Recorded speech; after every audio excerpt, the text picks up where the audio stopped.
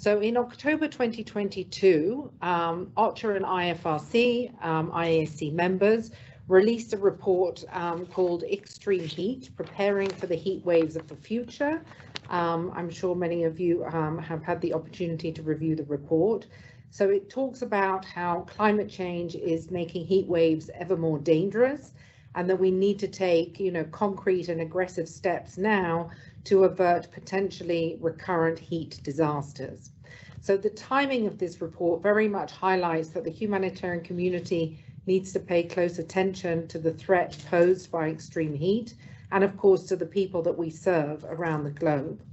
And as we look ahead to COP28 and beyond, collective advocacy as IASC members will be crucial to influence policy processes around responding to and preventing extreme heat. So it's against this backdrop that we're offering you this IASC briefing. As many of you probably know, we have IASC briefings every month. So this is the one that we're doing this month. So today you'll hear from humanitarian practitioners, policy experts, and a climate scientist. So each of the panelists will provide 5-minute opening remarks. And after that, we will take questions both from the floor by using the hand and also in the chat. If we don't get the chance to get to all of the questions, we will, of course, follow up after the event.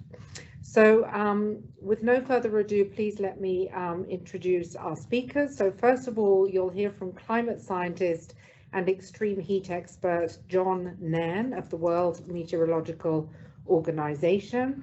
He will set the scene for us and describe the trajectory of the extreme heat events.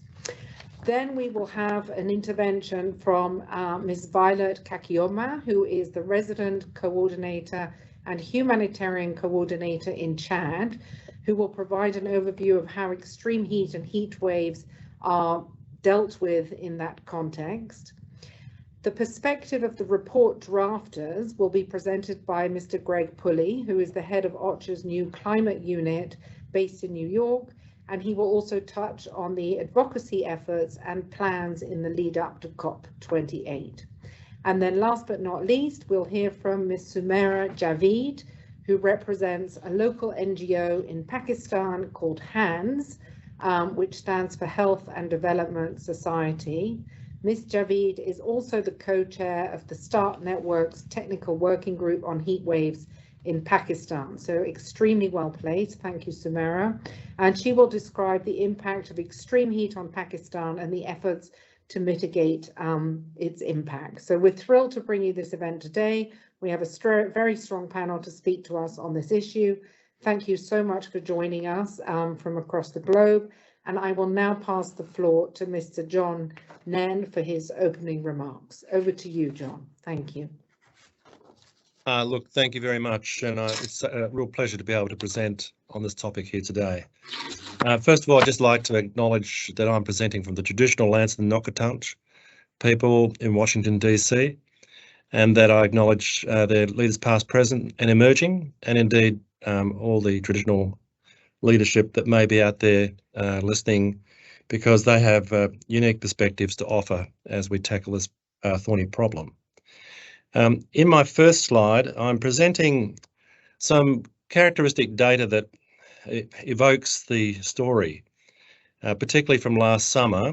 And part of the story behind this is these are reasonably well-developed world data, and that's part of our problem for parts of the world where data is not equal.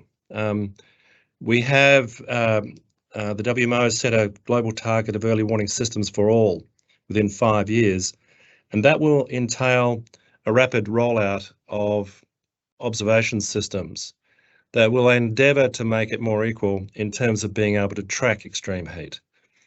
And what my call out to the community is reach out to these people and make them your partners as you record these events, because it's valuable data, and the data that I've presented here is incredibly valuable when people are trying to communicate the extremes that they're going through.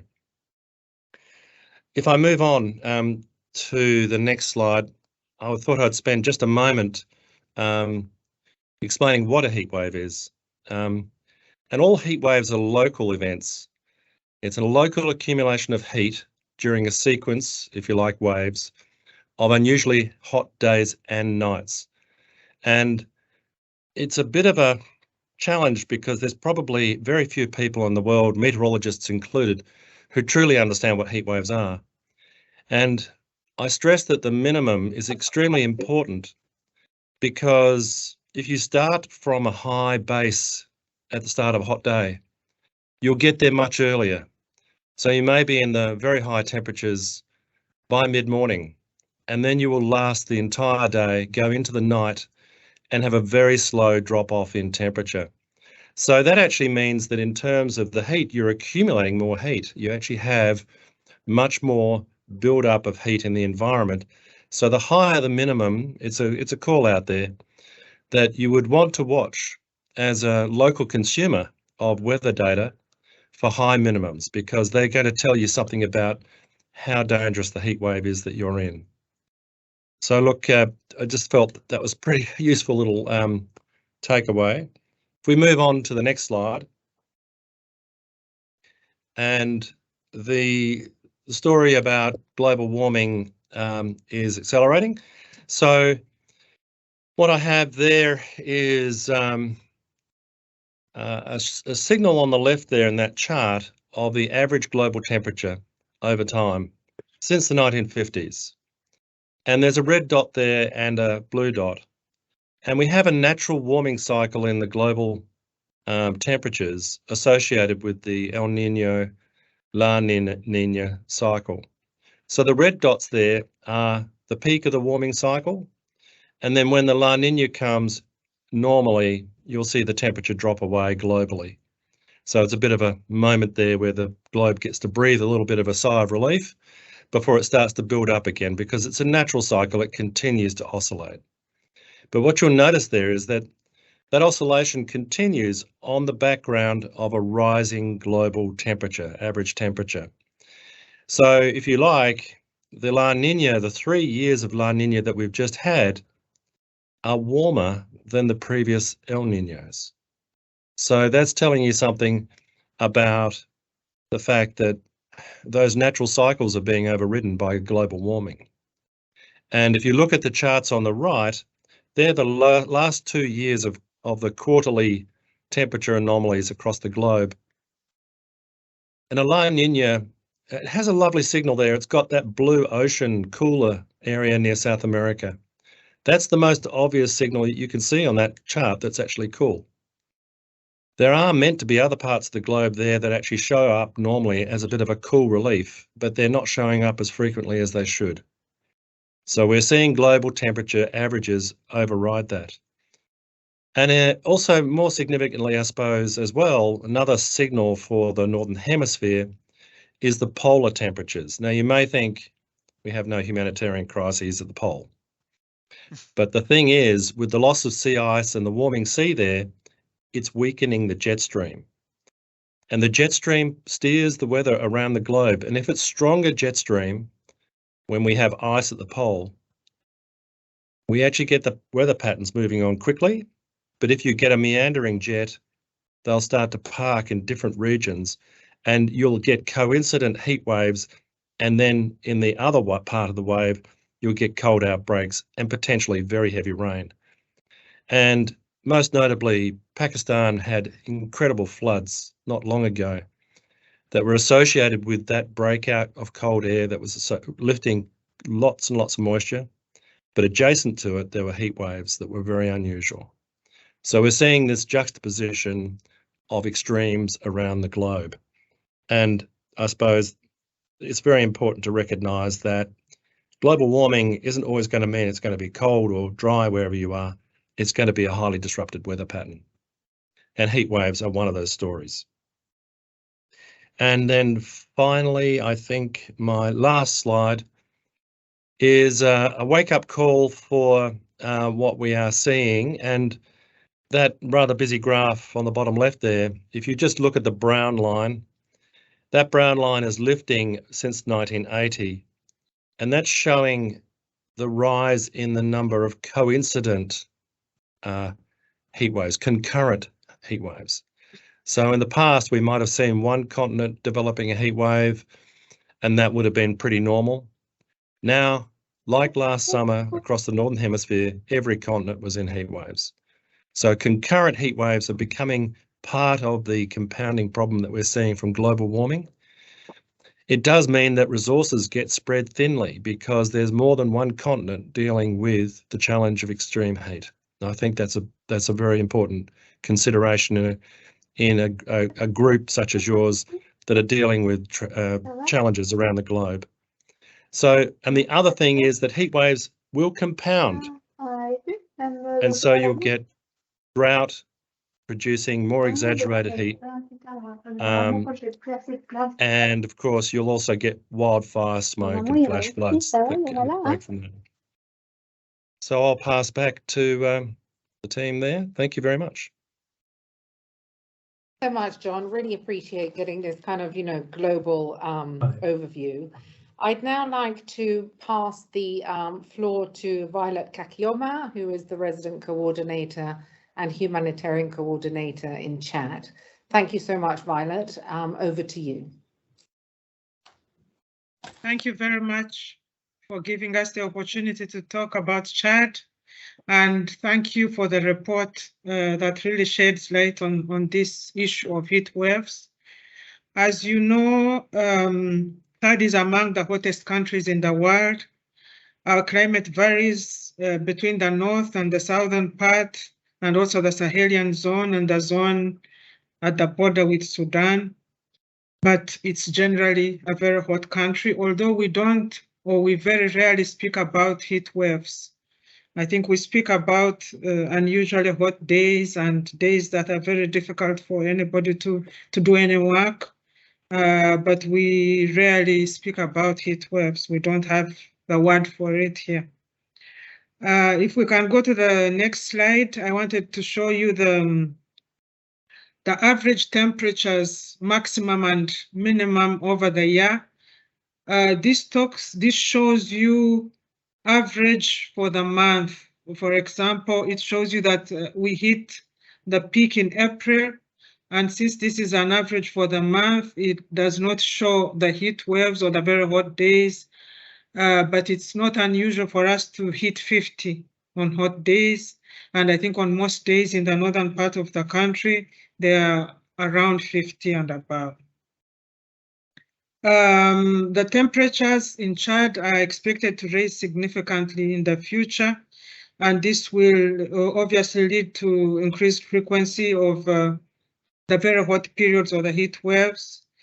And being one of the poorest countries in the world, as you can imagine, it's very difficult for the adaptation that is needed for us to be able to mitigate the impact or to respond to the challenges posed by this, the investment that is needed in agriculture, in energy, and also in housing to be able to mitigate the impact is not available. We don't have the resources. So if we can go to the next slide, please. It is obviously the poorest who suffer most, the most vulnerable. And I think the report brings this out very clearly. In Chad, agriculture employs 80% of the active population. The impact of extreme heat affects the livelihood of millions of people.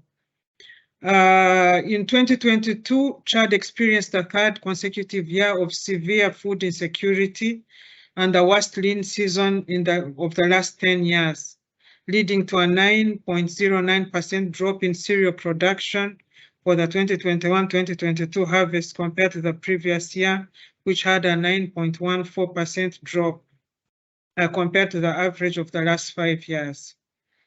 This has led to depletion of food stocks and price increase of basic necessities. This situation was, of course, exacerbated by the COVID-19 pandemic, which had already increased the vulnerability of the population. The government declared a food emergency in June of 2022 because of this extreme heat. Another very dramatic impact of the hot weather is the increase in intercommunal conflicts in Chad, which is a reason of concern for all of us who are here. Competition over arable land for farmers and for grazing for the herders who have to walk long distances to look for water for their animals has led to increasingly deadly conflict between communities, leading to massive population movements, mostly women and children. If I could give you some numbers here, 528 people died and 600 people were injured in intercommunal conflicts in 2022, all arising from heat, extreme heat. 400 people had died in the previous year and 324 people injured, that is in 2021. With regard to access to water and the impact of health, which are closely linked, we are also seeing more and more problems arising to the prolonged heat periods, heat risks coming from low water intake, as well as the reduction of agricultural production and income generation. The impact on health, I should say, taking into account on specific situation, the hottest periods come in the month of Ramadan. As you saw, it is April, and we are in fasting period as the majority of the population is Muslim. So during this period, you don't drink anything, including water for the whole day until evening. So you can imagine with these very hot periods, the impact it has on the population, especially the more vulnerable. And of course, the other problems related to malnutrition and access to health service, which is already poor. I think I don't need to explain to all that. So if we go to the next slide on what we are doing in Chad to respond and to prepare ourselves for the heat periods, we have finalized an anticipatory action framework. This is with the support of OCHA, and thanks to the donors that are now contributing funds for anticipatory action. I think it is very important that we increase our efforts in this area, because these are problems that we can anticipate and plan better. So as you can see on the slide, this program is designed for severe drought. We can activate this, or we can trigger this and get about 10 million from the SAF. The money would help us for a package of multi-sectoral activities to mitigate the impact, or to avoid the potential impact, or to reduce it. And of course, as you can see and as you can imagine, the 10 million is not enough, but it would allow us, if this is activated in time, to carry out activities that at least would reduce the impact on the population.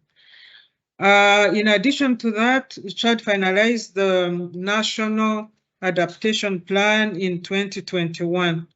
This national plan outlines all the impacts of climate change and what can be done to adapt and mitigate the impact. We are trying to support Chad in the implementation of this adaptation plan. This is, of course, the first plan for Chad. The national authorities are working very hard to make sure that this plan is implemented and it is aligned to the national priorities in the National Development Plan.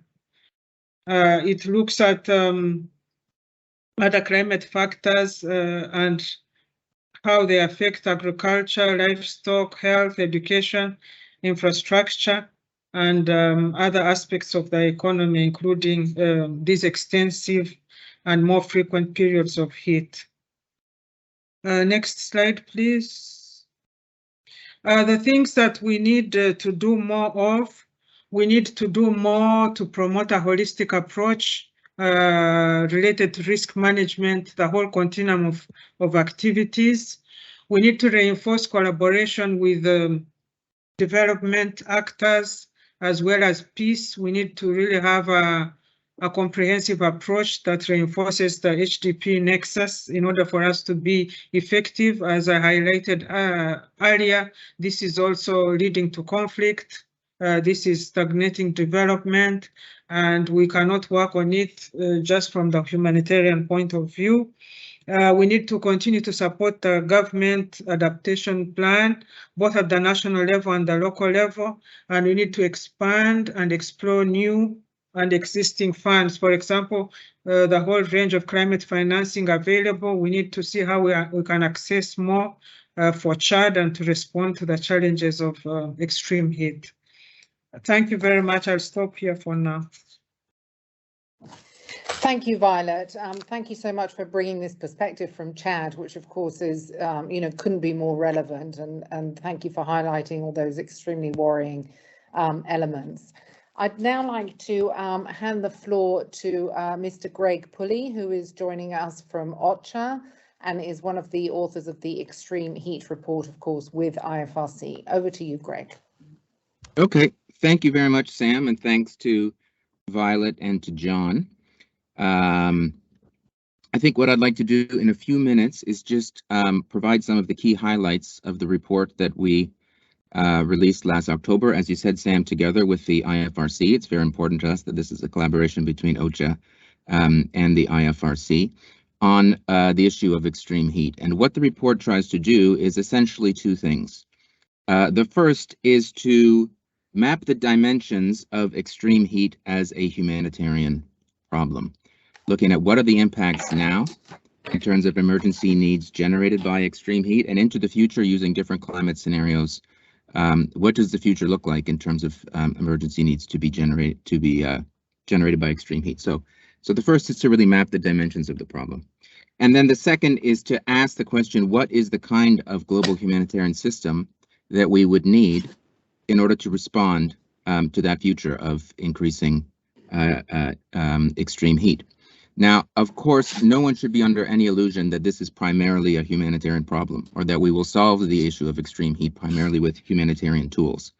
Clearly, the most important challenges are, number one, mitigating climate change. So that means drastic reductions in carbon emissions so as to mitigate the impact of global warming that John was showing us. And then secondly, getting serious resources, particularly into the most vulnerable places for long-term climate adaptation, and recognizing the impact of climate loss and damage, so as to support communities in the long term to absorb these impacts. These are the two most important challenges, not issues that we can deal with primarily with humanitarian tools. However, even if we're very successful on both of those fronts, and we are not currently on track to be successful on either of those fronts, even if we're very successful on both of those fronts, we know we will see more future emergency needs from extreme heat that will require a humanitarian response. So that's the second objective of the report. So when it comes to the first part, there are 5 key findings. The first is that heat waves are already a major cause of where the data is good enough. Heat waves are the deadliest, I say, natural disaster, climate-related disaster. The European heat wave in 2007 caused 70,000 excess deaths. That's 70,000 excess deaths. In Russia in 2010, the heat wave caused over 50,000 excess deaths. And we know that these, while we have most data for high-income contexts, these impacts are not limited to high-income contexts. And so we need to grapple with the fact that already heat waves are a major cause of suffering and loss of life. The second, which Violet touched upon, is that heat waves and extreme heat as a phenomenon is extremely unequal in its impact. It's unequal both in geographic terms. We know that countries in the tropics have already seen outsized increases in extreme heat episodes.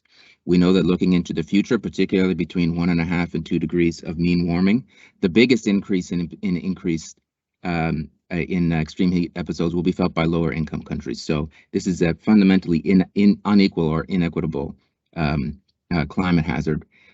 And secondly, in social terms, as Violet also touched upon, within a particular country or community, heat waves prey on the poorest and most marginalized people who do not have access to support or the means to protect themselves during an extreme heat episode. So this is a fundamentally thermal inequality is the term we use to describe the unequal impact of extreme heat on vulnerable people. The third point is that climate change has already made heat waves far more dangerous. So we've seen a very clear increase in the climate record of periods of extremely high heat and humidity. These have contributed to much higher rates of mortality and morbidity during extreme heat episodes already, as John was pointing out. The fourth key point, and I'm going to dig into this a little bit more in a future slide, is that the future projections are that every increment of climate change will make heat waves far deadlier, particularly for the rarest and most extreme events, as we'll see. And finally, that heat waves don't just have a direct impact on human health, but have a much broader or cascading impact in terms of agriculture, livelihoods, impacts on infrastructure, conflict, as Violet mentioned as well. And so a range of impacts that we need to be concerned about. Next slide, please, Menti. So I wanted to dig in a little bit on the unequal impact of extreme heat. Projected future death rates, as we see here from extreme heat, are both staggeringly high. I mean, extremely high if you look at the IPCC or the academic literature on extreme heat and its health impacts, but also staggeringly unequal. So as I mentioned, between 1.5 and 2 degrees of mean warming in particular, by far the largest increases in projected deaths related to extreme heat are in poorer countries. There are particular vulnerability profiles that we as humanitarians need to be very concerned about. Obviously, the socioeconomic ones that we have mentioned. There's also a strong gender dimension to extreme heat and its impacts. Women face different risks, have to make different decisions or face trade-offs during heat waves as to access to cooling measures, for example, can sometimes be in conflict with their privacy and safety concerns. So that's a serious dimension we need to be considering as humanitarian actors. We need to consider the particular needs and vulnerabilities of people in camp settings. The IPCC report included a very clear map showing global IDP and refugee camps versus future projections of extreme heat, and you won't be surprised to learn that a very strong proportion of people living in camp settings are in areas that are vulnerable and will be more and more vulnerable in the future to extreme heat. So we need to think about the very particular needs of people in camp settings. And then cities as well. This is fundamentally an urban hazard, not exclusively an urban hazard, but has a very strong urban footprint. Cities are much hotter. Poorer neighborhoods within cities are much hotter than wealthier neighborhoods. So we need to be thinking as a humanitarian sector about the urban dimension of extreme heat and how we support both emergency response and longer-term planning to protect people from extreme heat in cities. The number of urban poor people living in extreme heat conditions is expected to increase by 700% in the coming decades. That's both because of rapid urbanization and also because of aging. Older people are particularly vulnerable to health impacts in a heat wave, and the number of elderly people in developing countries will double between now and 2050. Next slide, please. So if there's one thing to take away in terms of the future impacts of extreme heat, this is the slide, which comes directly from the IPCC, that I would invite you to think about. What this slide represents is the recurrence of a 1 in 50 year extreme heat event. So that's an extreme heat event that in a pre-industrial climate would have occurred only once every 50 years. So that's a rare and traumatic event. The 2003 European heat wave that I mentioned killed 70,000 people was approximately a 1 in 50 year event. So already a 1 in 50 year extreme heat wave, a pre-industrial 1 in 50 year heat wave is already almost 5 times as likely to occur.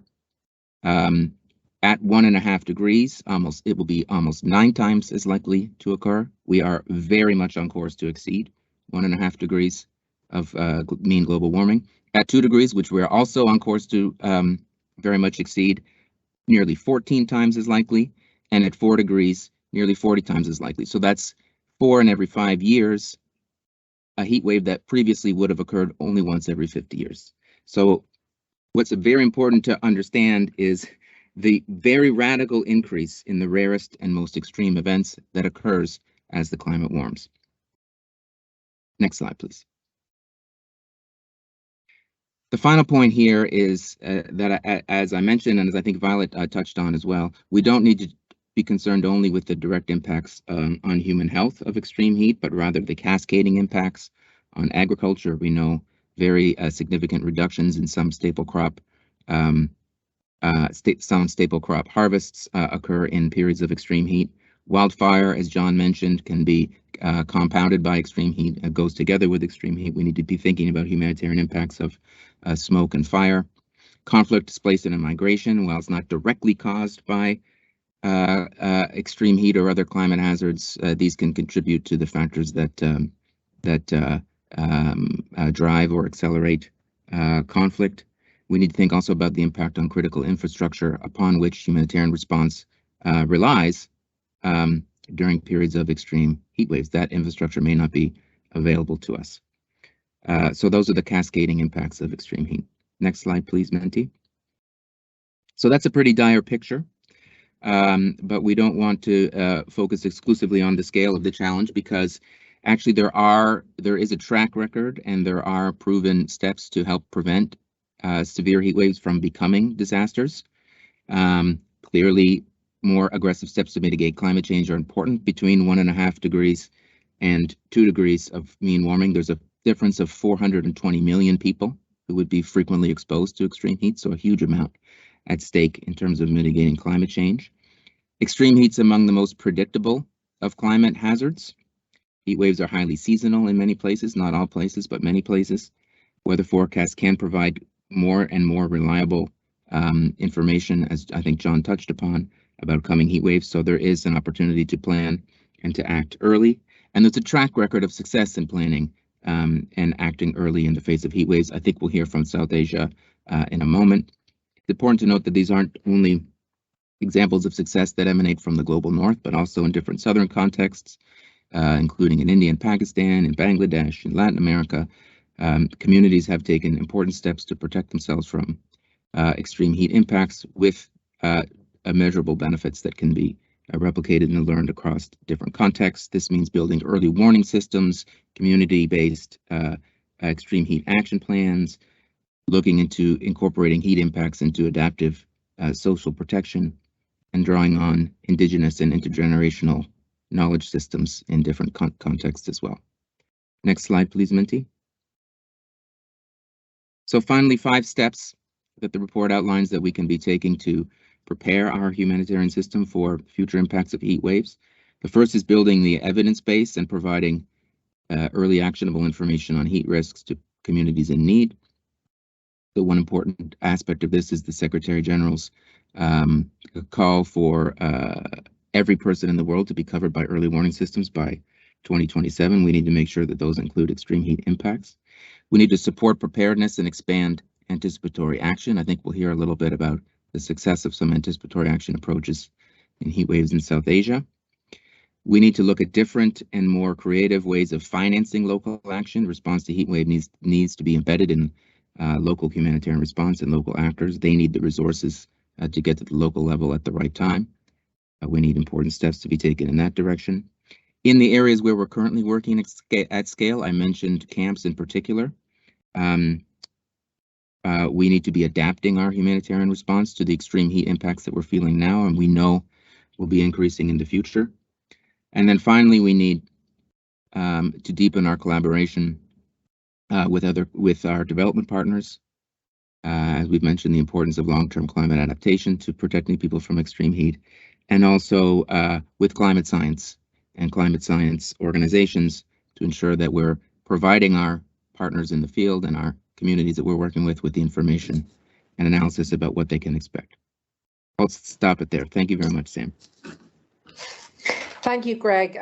Alarming and sobering and many other adjectives come to mind, but thank you so much for that that overview. Really, congratulations on the report to IFRC and OCHA. I'd now like to pass the floor, last but not least, of course, to Sumaira Javeed, who is joining us from HANDS in Pakistan. Sumaira, over to you. Thank you. Thank you so much, everybody, and good morning. I'll just talk about the overall situation of heat waves in Pakistan, which we are, facing since few years. As everyone knows that the impact of the climate change are seen all over the globe, but there are certain countries that have been severely affected with the increasing of temperature, and Pakistan is one of them. The climate crisis is one of the most pressing problems in the world today, and the global approach to dealing with this crisis is not fit for purpose.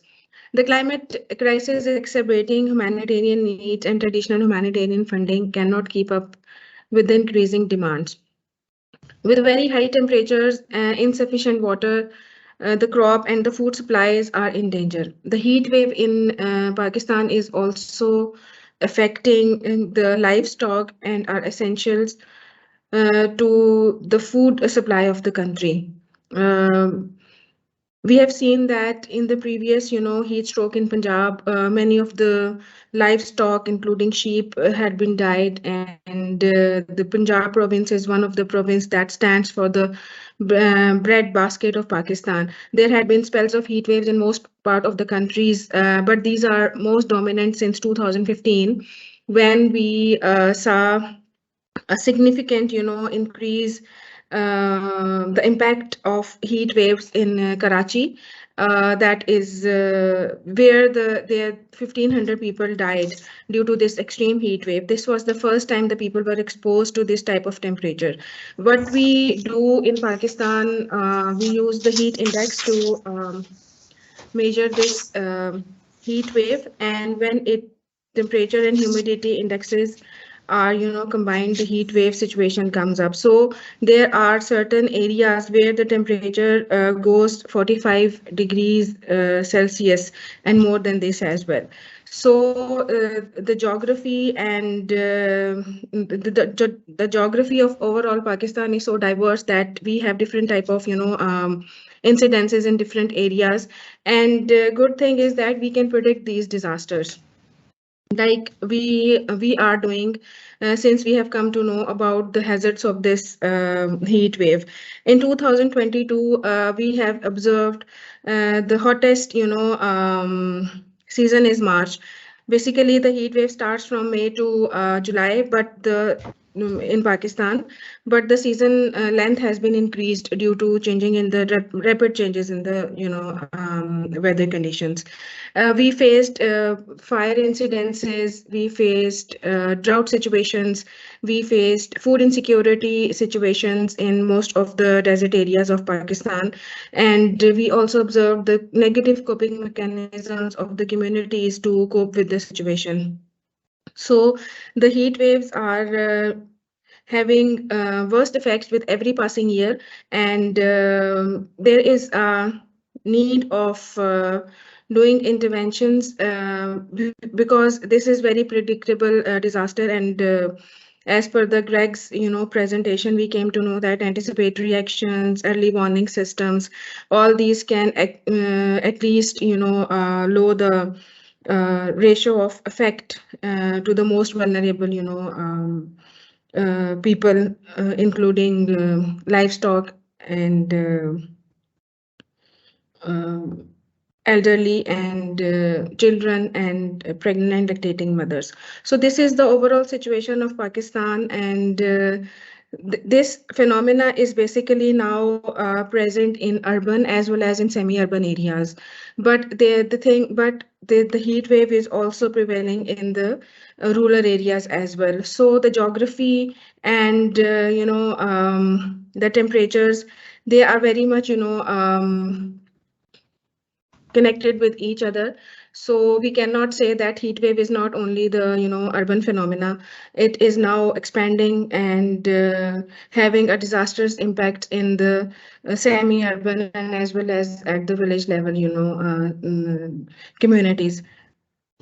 So this is the overall, overview of heat wave situation in Pakistan, which we are dealing, and there had been certain programming which I will discuss later in this talk, what we are doing at the local levels and what are the responses we are doing in it. Thank you. Thank you, Samira. Hugely appreciated, and again, really concerning statistics and information coming out of Pakistan, across the whole country. So thank you so much, Samira, for joining us and sharing that. I'd now like to open the floor. It's 3:42 Geneva time, so we're 42 minutes in to our hour. So I wanted to encourage colleagues to either raise their hand or feel free also to post a question for one or more of the speakers in the chat. I see that we do have a comment in the chat the individual wishes to echo what Greg was saying about managing heat in camp settings. So that's interesting. Thank you very much for posting that. And then I think we have a hand raised, which is Tiziana Bonzon. So I'd like to hand over to Tiziana, please. Over to you. Thank you so much for giving me the floor. I'll be really brief. I just wanted to build on what Greg presented. That very much, of course, resonates with the realities that we are confronted with at a very local level. I mean, we can't say it enough, right? The importance of prediction and of acting early is fundamental when we talk about extreme heat and heat waves, but also the importance of recognizing simple actions the communities themselves and local actors can take when it comes to raising awareness, communicating simple messages to the population in right hotspots, whether it's in airports, in marketplaces, in contexts where people are most exposed. It seems like obvious, right? But that dimension of raising awareness is so fundamental. Education, in schools, starting really with kids are very small. These things can really change lives. And coming, of course, from the Red Cross, so we have multiple examples of the role the National Red Cross and Red Crescent societies can play. We spoke about Asia, for instance. We see examples in Hong Kong, in urban contexts where indeed we work in schools, or India Red Cross in the province of Gujarat. They did what we call flash mob dances done by volunteers in crowded markets to sensitize communities. And finally, just connecting to what Greg also mentioned in the context of informal settlements in Kenya, the importance of ensuring that we collaborate with researchers and those who can really help us analyze and understand, but then connecting that analysis to concrete actions that is taken together with local communities. So I just wanted to really highlight these aspects that are fundamental and can truly make a difference. Thank you. Thank you so much, Tiziana. Really appreciate you coming in there on behalf of IFRC. I see Sumera, you have your hand up. Did you want to come in? If you allow, I just want to respond to the comments he just made. Very pertinent, suggestions, and we have been doing it at the local level. Let me share two examples with you quickly. In 2019, in the era of COVID-19, my organization, HANDS, we did this project and we educate the communities and raised awareness through social media, through print media, and through electronic media.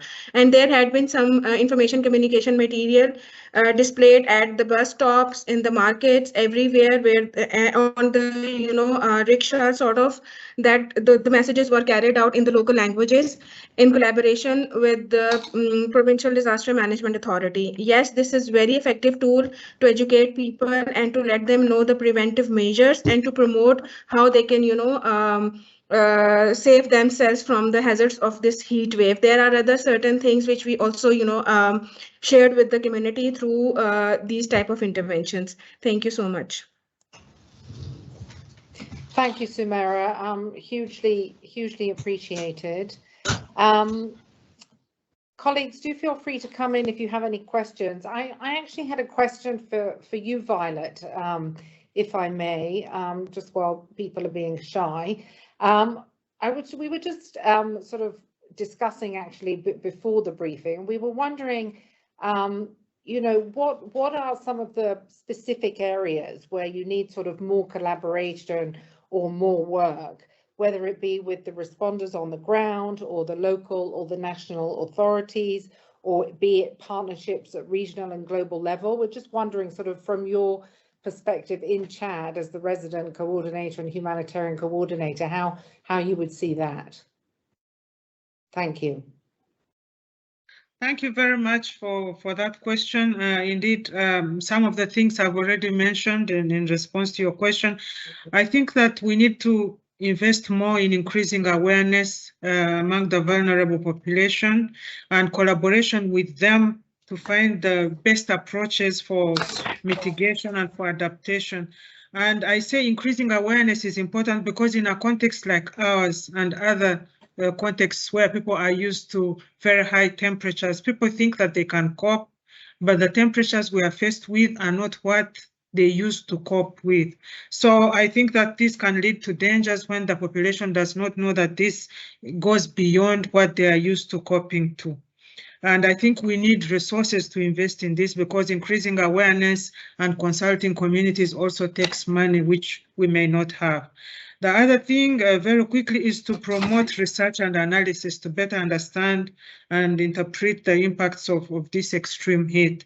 In contexts like ours, where we have so many other problems, you know, contributing to vulnerability of populations, we need to point out and to see what are the things or the problems that are being affected by these heat waves. And I hope that we can mobilize funds and be able to collaborate with the institutions and other actors that are good. We need to collaborate with research centers, universities, the meteorological services, and disaster management agencies to get to this.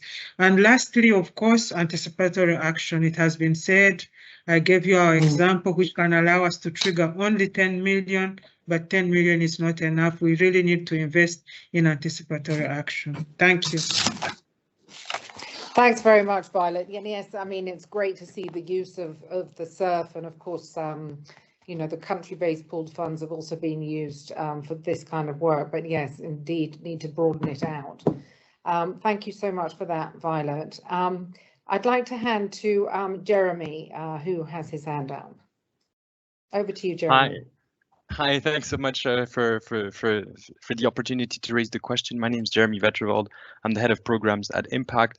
And Violet, you highlighted the importance of research and analysis. And I think, as it was highlighted in the various presentations, heat waves is, of course, a multi-dimensional problem, which has repercussions beyond specific sectors, has multiple drivers.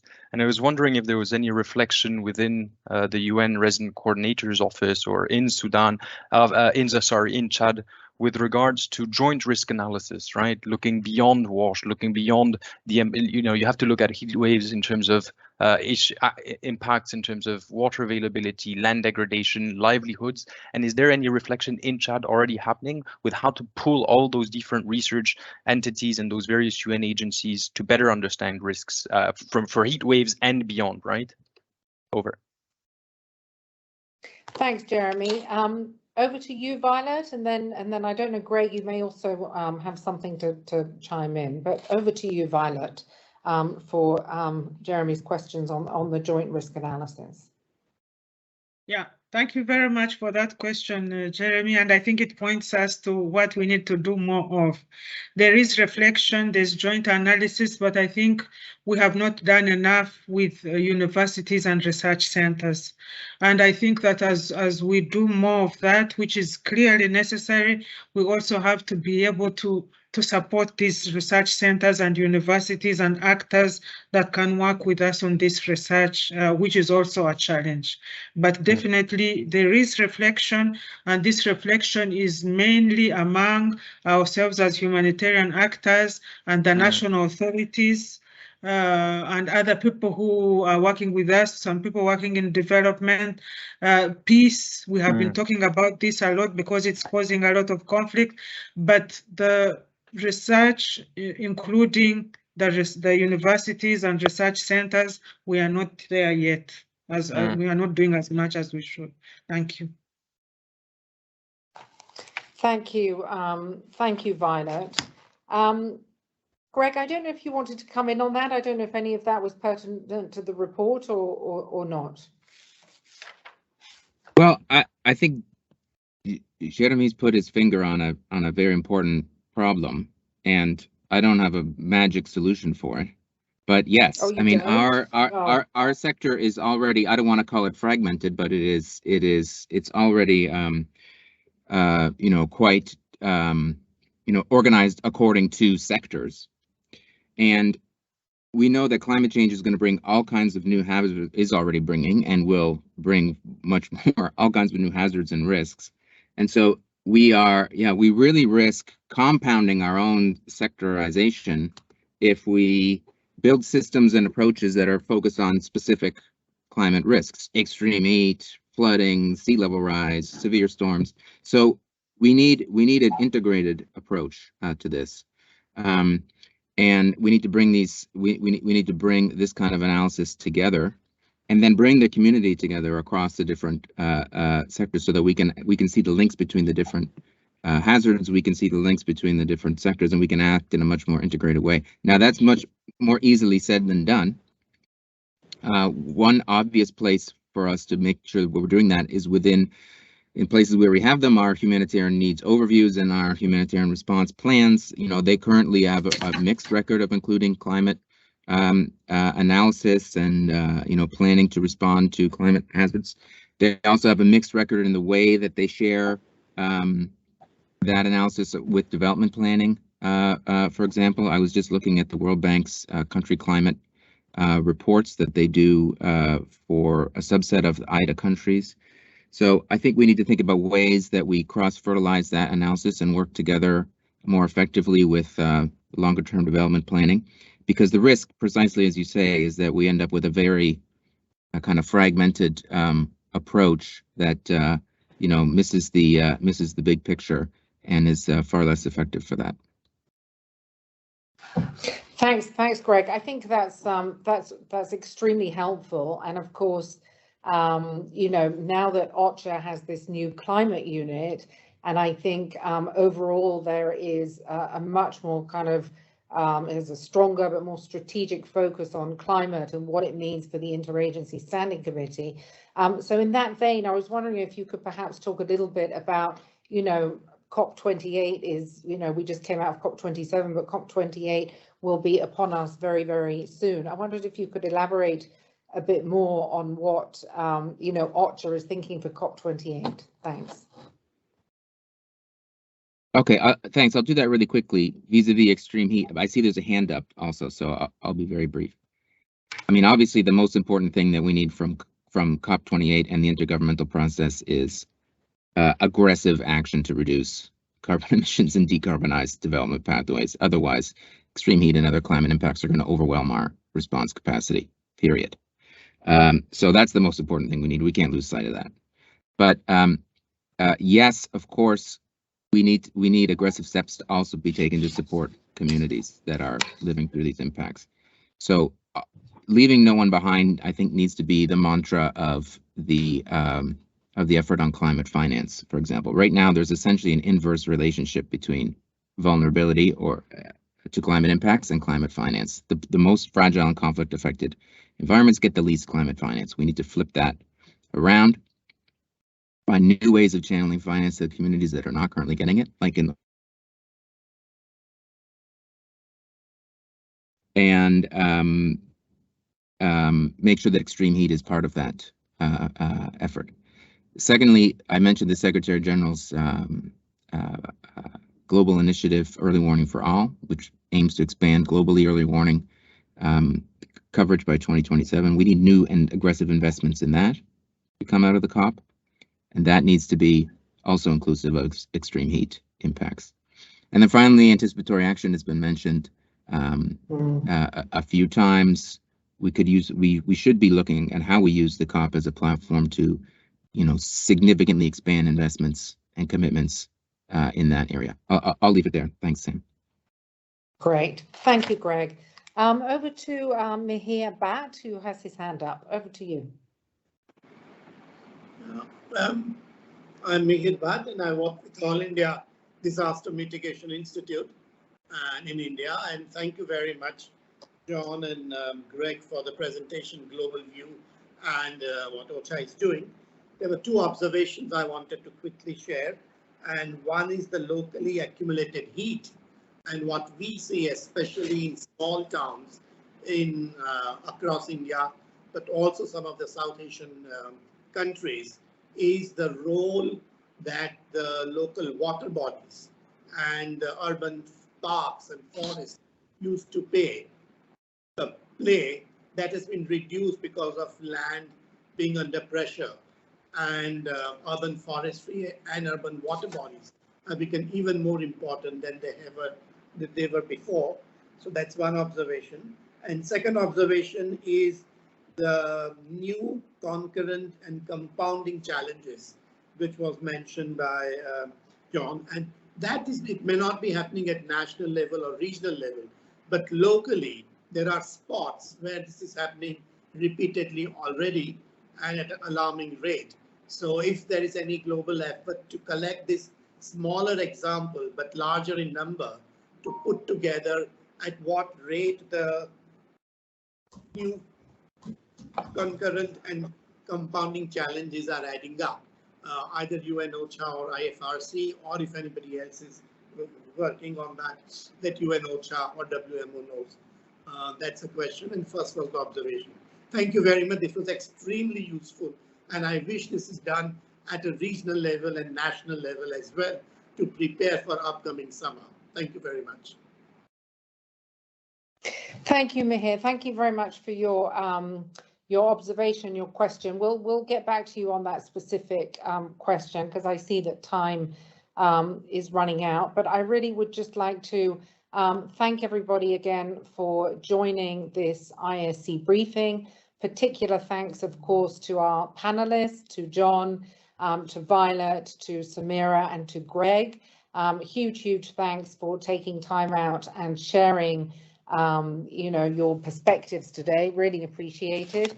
I think, a number of takeaways, education, awareness, that's really sort of front and center. We've talked a lot about the early warning, the joint analysis, the need for additional resources. Anyway, the list really sort of goes on, but all extremely pertinent for heat waves, for climate, for COP28. Heat waves are clearly here to stay. I think, from an IASC perspective as well, it's a really important message that this is not a humanitarian problem that only has a humanitarian fix.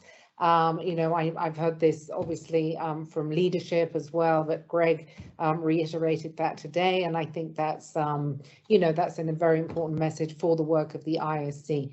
So on that note, I'd really just like to thank everybody once again. Huge thanks, and wishing you a very good rest of your day or evening, wherever you may be.